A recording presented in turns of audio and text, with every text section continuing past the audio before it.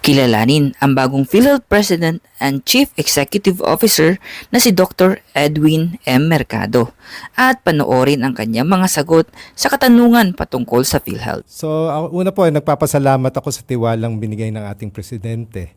Napakalaki pong challenge itong aking hinaharap. Ako po ay isang manggagamot. So, sanay po ako na maramdaman yung mga hinaing ng ating mga pasyente. Yung word nga po na ginagamit namin o ginagamit ng mga pasyente ay, Doc, halos isang poste ho dito sa ospital nyo, ako na may-ari. So, ganun yung laki ng inilalabas na pera ng mga pasyente natin. So, ako bilang manggagamot, parang tinitingnan ko rin po ang PhilHealth na may sakit. At inaalam ko rin po ano yung lunas.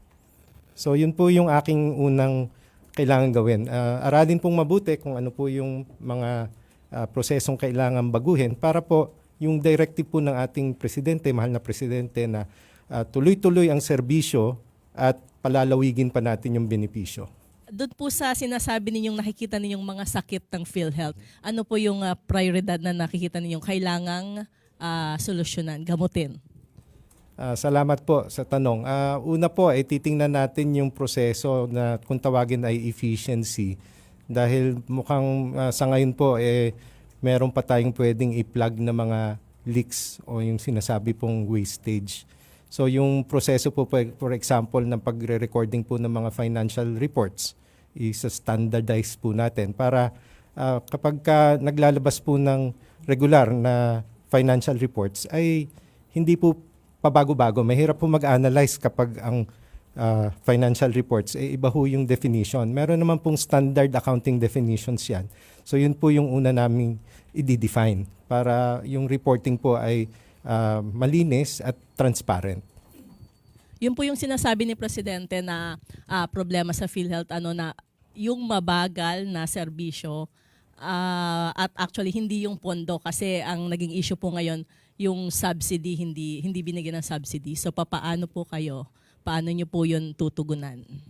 So yung kaakibat ng efficiency kasi kung ano man yung makukuha natin from the wastage, yun yung gagamitin nating pagpalawig ng benepisyo. Isa pa dyan yung tinatawag na computerization ng ating sistema. Kasi yung pag sa tupad namin yung digitization, ay magagawa rin natin na yung mga claims ay ma-flag din yung mga claims na maaring sumosobra o yung maaring kung tawagin ay may halong katakataka kung bakit ganong kalaki yung mga claims nila. So aayusin din natin yung pagtatag nun through digitization. Sino po ang kumausap sa inyo? Kailan po kayo kinausap para kunin tong posisyon ng PhilHealth? Sa pagkakaalam ko po, matagal po talaga yung prosesong dinaanan. Marami po ang kinonsidera ng mga pumipili. Pero ako po ay may kakaibang, kumbaga, skill siguro. Dahil bukod sa ako ay hospital administrator, ako ay clinician. So ako ay talagang tumitingin ng pasyente. At ako ay also a researcher. Naging researcher ho ako through Harvard University's Global School of Medicine. At ako rin po ay nakapag-aral ng health economics. So mahaba pong proseso at marami pong dinaan ng mga level of interviews. And ano po yung nakapag-kumbinsi sa inyo para po kunin itong posisyon na to? Tanggapin. Pinagdasal. Pero hindi ko maatim na yung pasyente nahihirapan. And nakausap nyo na po ba si Presidente? I understand kahapon nagkaharap po kayo. Ano po yung napag-usapan ninyo?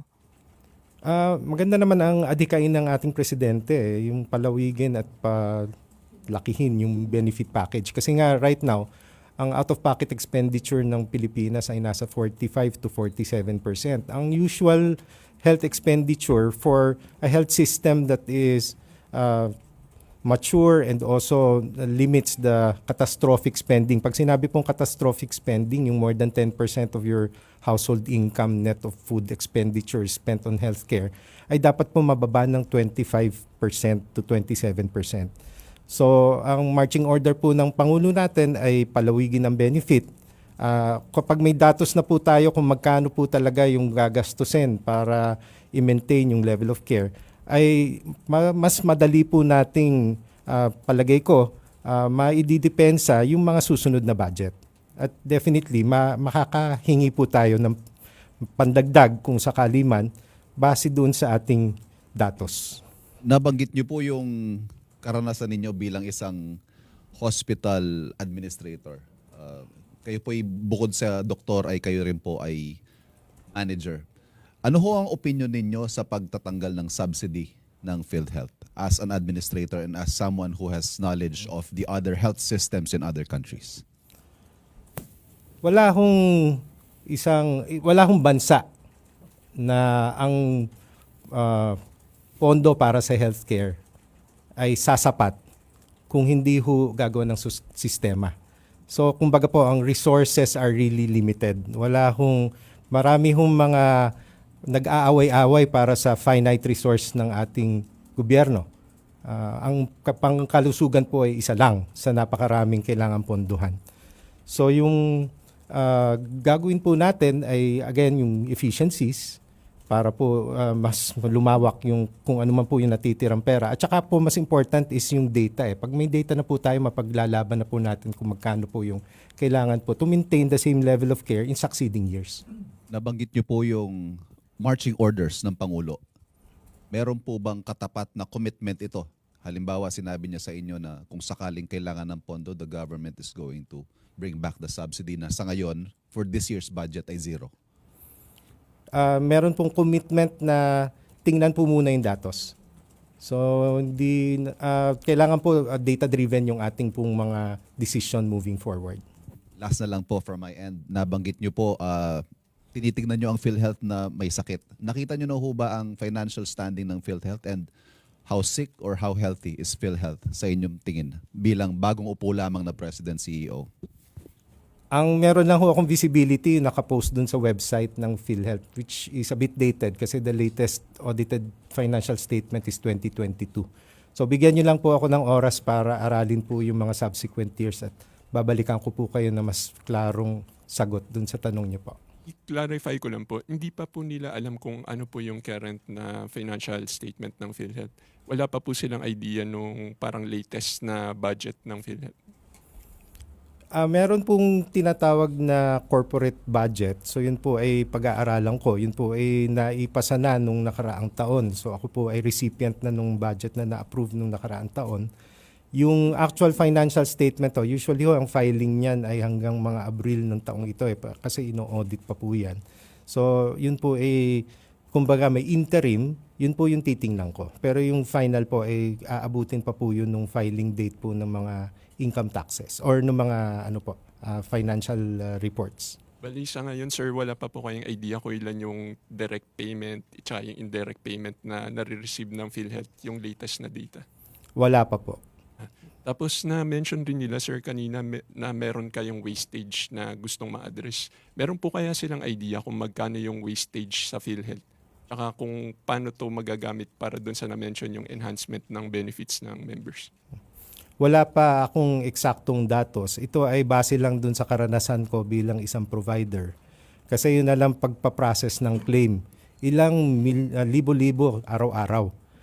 Ilan percentage doon ang return to hospital, which malaki ang nakukuha namin. May gastusin ho ulit yun ng pagre-refile. Pagkatapos po, kung meron namang mga halimbawa wrong spelling o meron lang kulang na konting attachment na hindi naman hindi naman siya fraudulent, baka ho gagawin naming proseso, titingnan natin kung mapapa-improve o mapapabilis yung filing ng claims. At saka po, ang benepisyo nun, agaran din ang hospital mababayaran at hopefully nga, makakapag-deal din tayo as a strategic purchaser with the hospitals na yung rates nila ay medyo preferentially for PhilHealth patients ay ma-adjust. Kasi may early payment naman eh. Yung may tinatawag kaming cost of money eh. Kapag matagal yung payment, fina-factor namin yung cost of money. So kung maiiksian natin yon, palagay ko naman matutuwa ang hospital at makakapag-negotiate tayo na maibaba ang kanilang billing. Ay, last na lang po for my part, sir. Ano po yung timeline natin pagdating doon sa digitalization effort ng PhilHealth? Tsaka will it also include AI? Yun po ay pag-aaralan pa namin. Kaya po bukas nga agarang kong binigyan ng instruction ang ating IT director or IT VP na mag-present sa akin nung detalye. So pag medyo may clarity na rin ako, I will go back to you. Sir, good morning po. Good morning. Isa po ba dun sa binabanggit ninyo na sakit sa PhilHealth yung corruption na titingnan nyo rin po? At saka po yung mainit na issue po ngayon ay yung kinu-question na inilipat na pondo from PhilHealth na 89.7 billion or almost 90 billion pesos. Under your watch, kaya bang maibalik ulit ito sa PhilHealth para mas lalo pong ibaba yung mga programa na gusto pong maibigay sa mga miyembro nito? Siguro i-divide ko yung question mo into two topics. Yung una yung issue na paratang ng corruption. So may proseso naman pong dinadaanan yan. Hindi pwedeng basta na lang natin iaakusa ng walang pruweba. But moving forward po, pag na-digitize or na-digitalize yung sistema, medyo po mas mapaplug natin yung mga potential opportunities dahil hopefully nga magka-AI as was stated earlier, magkakaroon na po ng red flagging. So at least the system itself will self-correct or will prevent or at least mitigate any opportunities for those allegations. Sa issue po nung 89.7 billion na binanggit nyo, sa kasalukuyan po meron na pong proseso na nangyayari sa Supreme Court. We respect the process that the Supreme Court is undergoing and we will abide by whatever ruling the Supreme Court will have.